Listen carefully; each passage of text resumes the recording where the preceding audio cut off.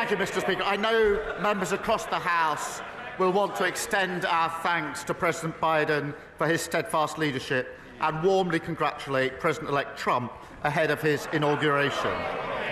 Mr. Speaker, in my conversation with President-elect Trump, we've underlined our shared commitment to the special relationship in the years to come. Mr. Speaker, this week we launched our AI Opportunities Action Plan, which will ensure we seize the opportunities of AI to benefit working people as part of our plan for change. That will boost productivity, transform public services, deliver £39 billion of investment and over 13,000 jobs. Mr. Speaker, this morning I had meetings with ministerial colleagues. In addition to my duties in this House, I shall have further such meetings later today. Joshua Reynolds. Thank you, Mr. Speaker. With almost 4.5 million entries and exits in the last year, Maidenhead train station is a busy transport hub. But with crowded gate lines, flooded underpasses and a drop-off facility that isn't fit for purpose, the station needs major upgrades to give Maidenhead commuters what they deserve. So does the Prime Minister understand how Maidenhead residents face at the station, and will he commit his government to fixing these issues in this government?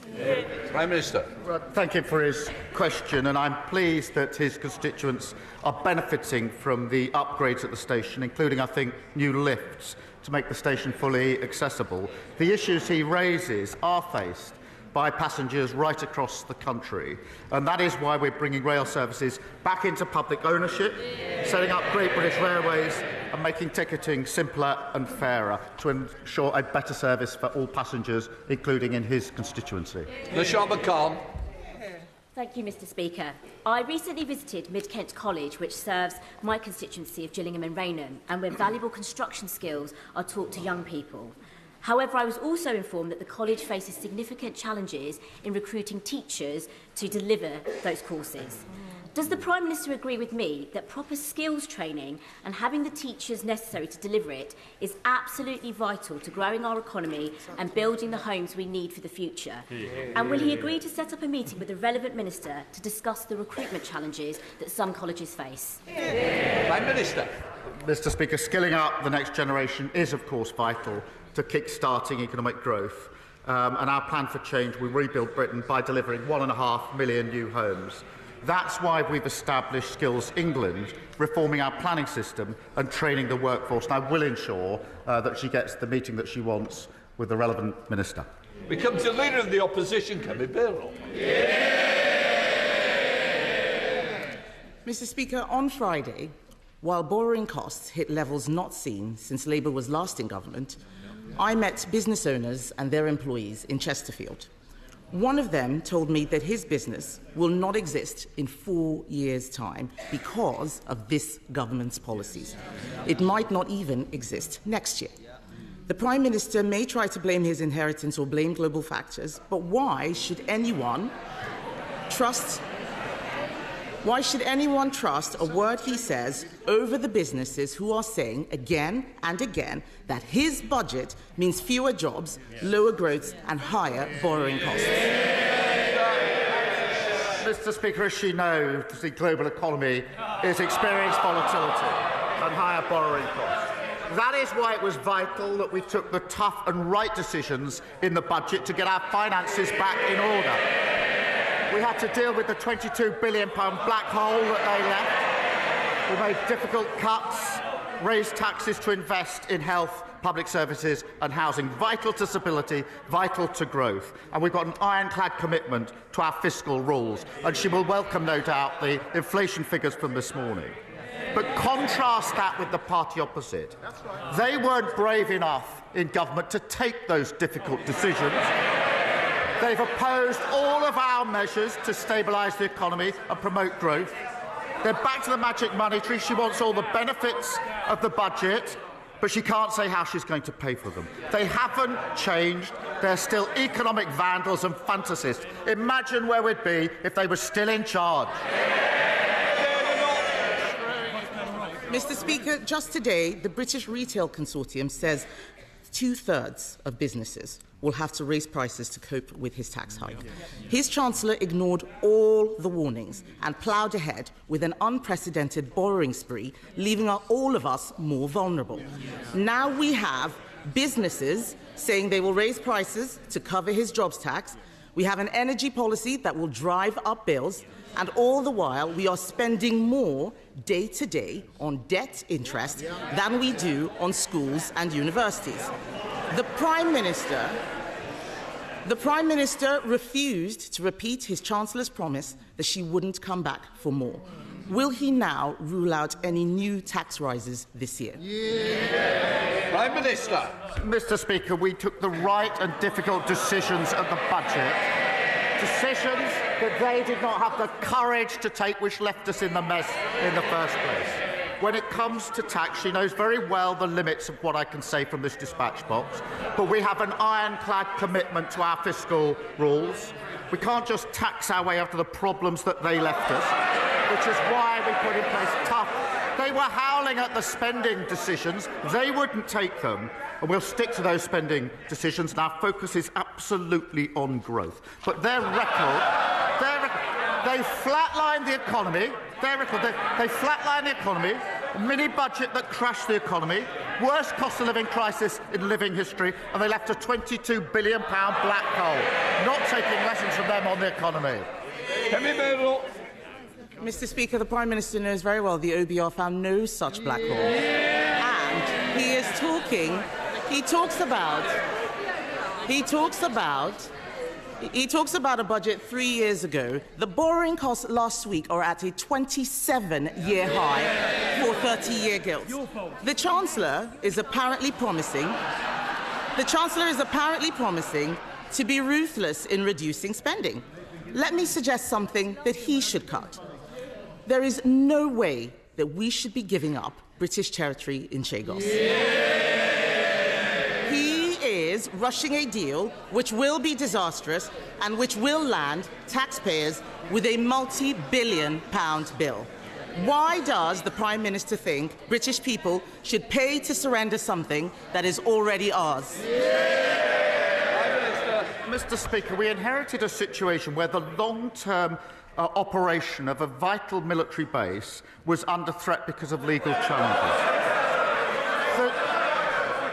The negotiations were started under the last government. The then Foreign Secretary came to this House to say why he was starting negotiations and what he wanted to achieve. And he said the aim was to, quote, ensure the continued effective operation of the base. That is precisely what this deal has delivered. Mr. Speaker, there is no one he can blame for this dud deal except himself. At the budget, Labour were congratulating themselves for having the first female Chancellor, instead of ensuring the country had someone actually qualified to do the job. The Prime Minister,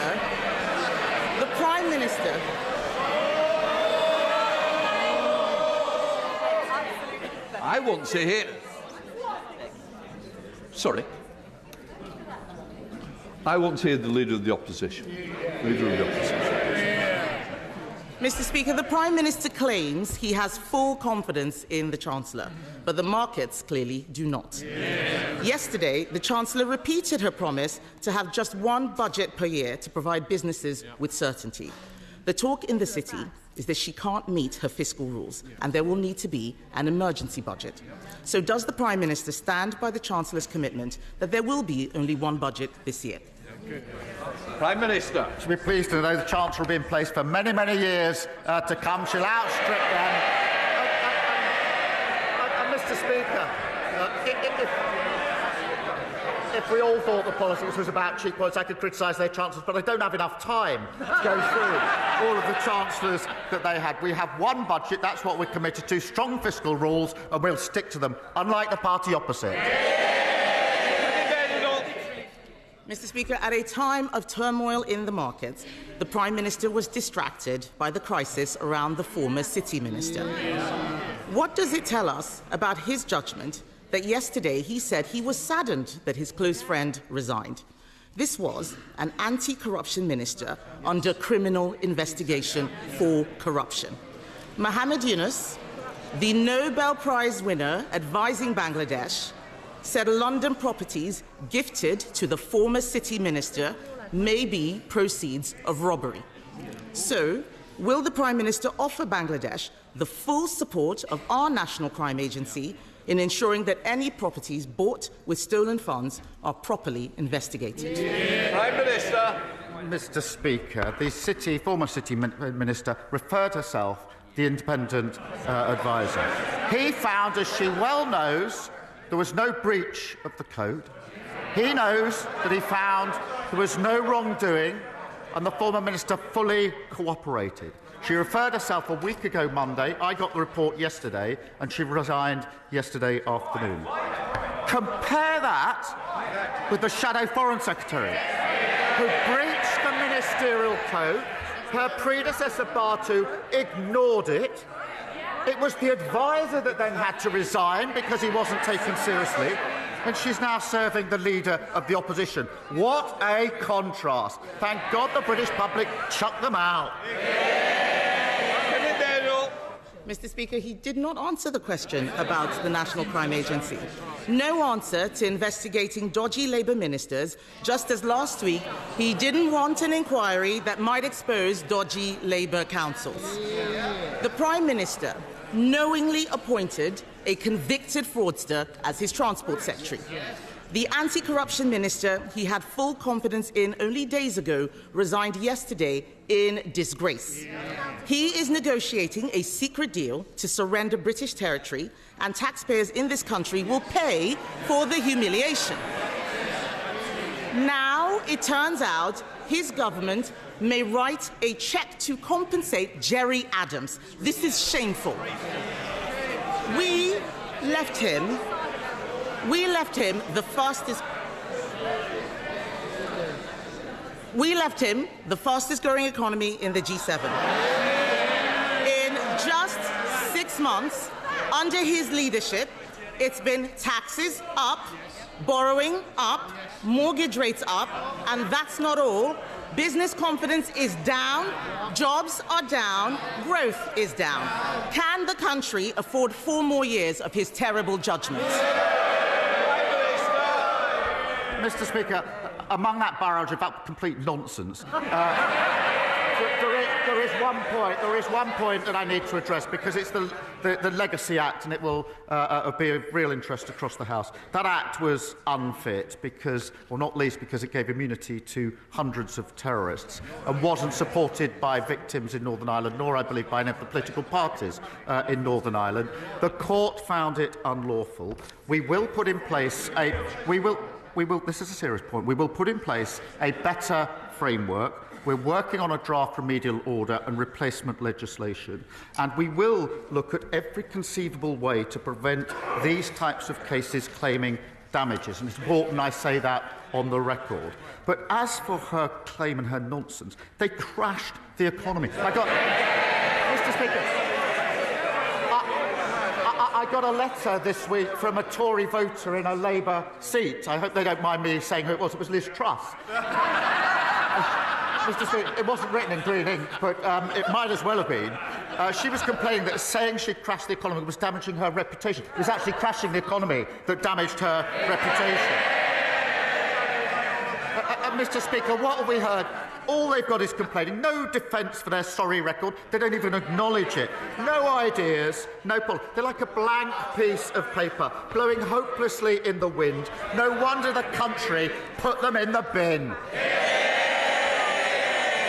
Jim Dixon. Thank you, Mr. Speaker. Patients in Kent are experiencing a winter crisis resulting from years of underinvestment in our NHS. Many are having to be treated on trolleys in corridors with cases of winter flu and other viruses, providing a significant challenge to local health services. What assurance can the Prime Minister offer my residents in Dartford that the reforms and extra investment set out by the Secretary of State for Health will make this inadequate care a thing of the past, and would he visit Darrant Valley Hospital in Dartford with me? Prime Minister. Well, I thank him for raising this, and I'm deeply sorry for those receiving inadequate care in his constituency.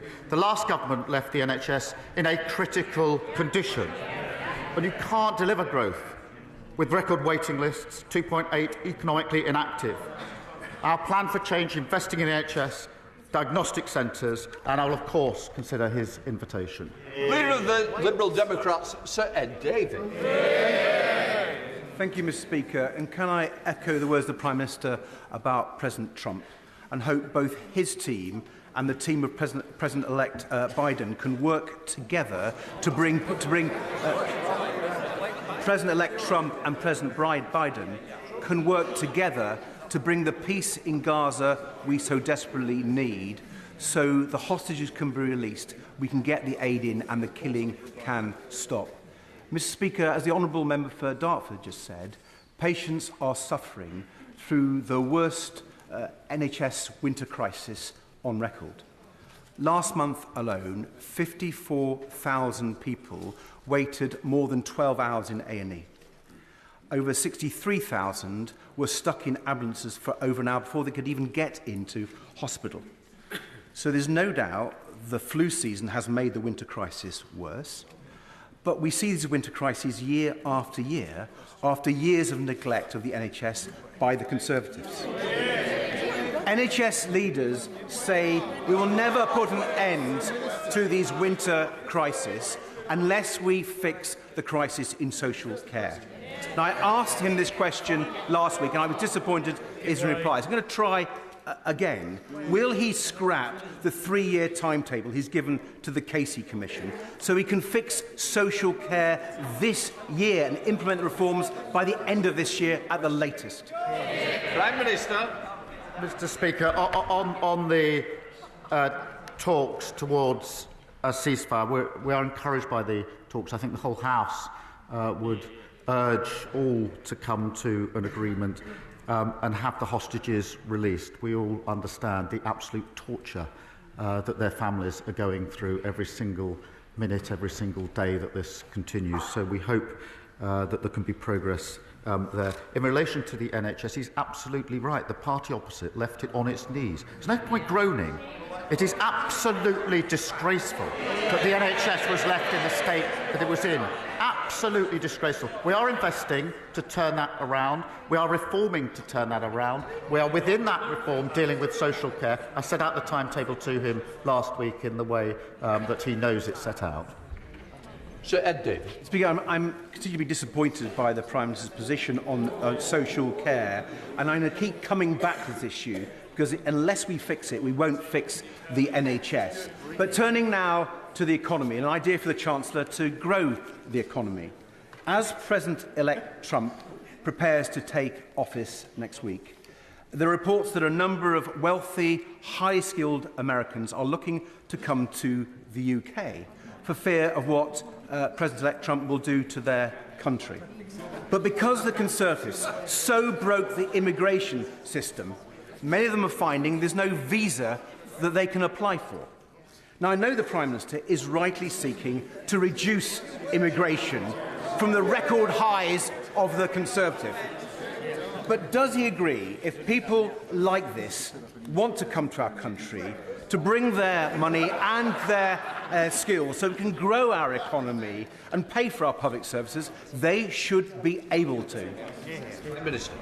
Well, Mr. Speaker, we welcome all investment into the United Kingdom, and I'm very pleased we've had record investment in the time that we've been in office and continue to welcome investors and investment to this country. But he's absolutely right.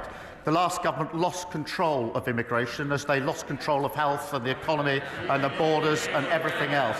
And it was, of course, the Leader of the Opposition who was championing the driving up of the numbers. So we will bring those numbers down. We'll get it back under control. We'll encourage investment. Christine Sullivan. Thank you, Mr. Speaker. Dental deserts mean that routine dental checkups and treatment is often unavailable in local communities. In my constituency, we've had a dedicated space for dental practice in the Blackburn Partnership Centre since 2018, but NHS Lothian has been unable to secure a dental practice. What steps will the Prime Minister take to work with devolved governments to improve access to local NHS dentists across the UK? Prime Minister. Well, I thank you for raising this issue. and it shows the state of public services under the SNP. Mr Speaker, if you can believe it, a third of Scots struggle to access dentistry, and a quarter of Scottish children start primary school with tooth decay. That is really shocking. Clearly, there's much more the SNP should be doing. They should be ashamed. When a quarter of children are starting school with tooth decay, that is nothing to crow about. It's something to be ashamed of. Mr Speaker, here we're delivering additional 700,000 appointments, reforming the contracts, and of course we'll work with the Scottish Government to improve the health of children in Scotland. Given President Trump's antipathy to the EU, how does the Prime Minister hope to attain a trade deal for the whole United Kingdom in circumstances where the trade laws affecting part of the United Kingdom, namely Northern Ireland, are the EU's trade laws, and in circumstances where the laws governing goods and the standards of those that can be imported are EU laws? How, in those circumstances, can a deal be obtained for the whole United Kingdom, or is the Prime Minister only interested in a deal which would apply to GB and thereby further ostracise Northern Ireland from the Union? Prime Minister. Mr Speaker, the honourable member knows that controls apply only to EU goods moving into Great Britain. The overwhelming majority of goods moving between Northern Ireland and Great Britain will continue to enjoy unfettered access to Great Britain indefinitely. The honourable member's made much of mutual enforcement. The reality is this is mutual agreement, and I know he's got his proposal, but I think his proposal would lead in the end to a hard border, and that's something that has been rejected across this House on many occasions, and for good reason. Thank you very much, Mr Speaker. In the general election campaign, Labour leadership promised that if we won, we would step in and save the Grangemouth refinery, retain those jobs and invest in its future. 6 months later, this hasn't happened yet. If the refinery closes, then thousands of jobs will be lost and Scotland's national security will become massively weaker. Now that we are in power, I know that the government should use it to intervene and save the refinery jobs, protect Scotland and deliver on the promise to build Grangemouth for the future. Will the Prime Minister do that? This is a really important point, Mr Speaker, because before July there was no plan at all to support the workers at Grangemouth. Within weeks, and importantly, we announced a £100 million deal for a growth deal, and we're jointly funding Project Willow to find a viable long-term future. It is a really serious point. I take it very seriously, and we'll do everything we can to make sure that viable long-term future is there for the workers, for their communities, and all that rely on it. Dr. Danny Chambers. Mr Speaker, the Russian invasion of Ukraine has led to the emergence of bacteria that are severely resistant to multiple antibiotics, and this is now seriously delaying the return of injured soldiers back to the front line. But just like Mr Putin, we know that these superbugs do not respect national borders, and it is only a matter of time until we start to detect them in our NHS hospitals, and we know that antimicrobial resistance is a huge challenge facing us at the moment. Will the Prime Minister consider supporting the Ukrainian war effort by providing rapid diagnostic tests which can be used in the field and in civilian hospitals, which would not only enable us to diagnose and treat these resistant infections more quickly, returning soldiers back to the front line more quickly, but will also provide valuable surveillance data to help global public health and protect our NHS from these dangerous bacteria? I thank him for raising this, and he knows our support for Ukraine is ironclad. Mr Speaker, we are funding NHS doctors and nurses to work closely with their Ukrainian counterparts to share best practice, including how to prevent the spread of infections and AMR. Through the World Health Organization, we're also strengthening Ukraine's health system to provide better care, and we'll continue to do so. Andy MacDonald. Thank you, Mr Speaker. The Employment Rights Bill is urgently needed, especially given the exploitation of gig workers, like those retail assistants employed through apps, with vital rights denied and staff being charged a premium should they want to be paid on time. Insecure work denies workers their rights, but the TUC has also said it costs the economy around £10 billion a year. So will the Prime Minister agree with me that having a single status of worker will help end such abusive practices, give workers security and significantly benefit the economy? I thank him for raising this. And, Mr. Speaker, I believe everyone is entitled to fair, flexible and secure working. And that's why we introduced our Employment Rights Bill, which is the biggest upgrade to workers' rights in a generation. It includes measures that will end the scandal of fire and rehire, preventing exploitative zero-hour contracts and introducing basic rights for more workers from day one, secure wages, secure jobs and ensuring workers have the rights that they deserve at work. Peter Bedford. Thank you, Mr. Speaker. Age UK Leicestershire have done a sterling job over the last few months, supporting pensioners who have lost the winter fuel payment as a result of his government's budget. They now face a staggering £400,000 increase in their costs as a result of the increase in national insurance. What advice can the Prime Minister give to charities like Age UK, who now have to decide whether to cut jobs or slash services to some of the most vulnerable in society? Prime Minister. Mr. Speaker, the advantage, I suppose, of the Leader of the Opposition having no policies is that they can say completely contradictory things without breaching their policy. But they want the benefits of the budget, but none of the tough measures to support the budget. We have, Mr. Speaker, we've taken the decision in relation to pension credit and pension allowances, but because of our commitment to the triple lock, there will be an upgrade in April of this year of £460. But, Mr. Speaker, what I noticed that before Christmas, the Shadow Chancellor said that the triple lock is unsustainable. Unsustainable. So that's their position. Pensions going up under this government because committing to the triple lock unsustainable is their argument. Ray Morris. Later this month, the constituency will mark the anniversary of the tragic murder of Holly Newton.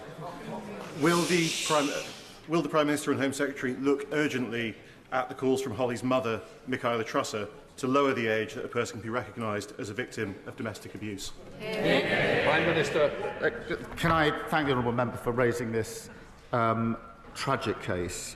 And it is a really important issue. We've seen an increase in violence in teenage relationships in the last decade. And, Mr. Speaker, I've been continually shocked by research that shows that at a younger and younger age, there's abuse in relationships. So we do need to look at this at the earliest opportunity to how we properly protect girls. But I'm very grateful that this tragic case has been raised.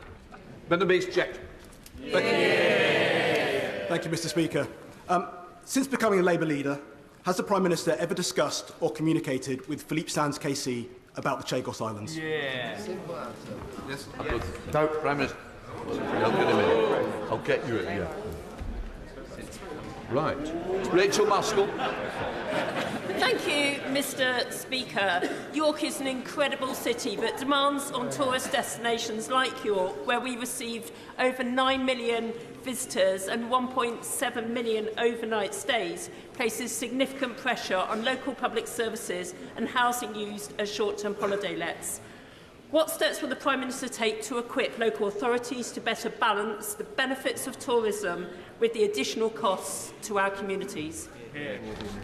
Well, Mr. Speaker, tourism is vital to our economy, and particularly in cities like York. Places can already choose to introduce a voluntary levy on overnight stays.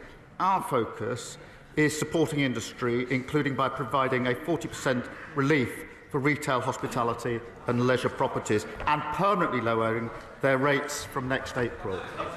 Matt Vickers. Thank you, Mr. Speaker.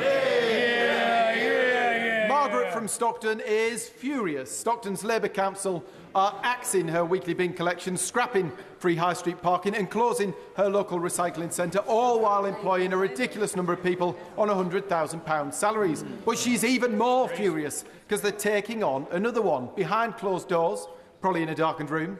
They've created a new interim role for the managing director's best mate on £900 a day. It's never been approved by the council. Wow. It's never been advertised as a job.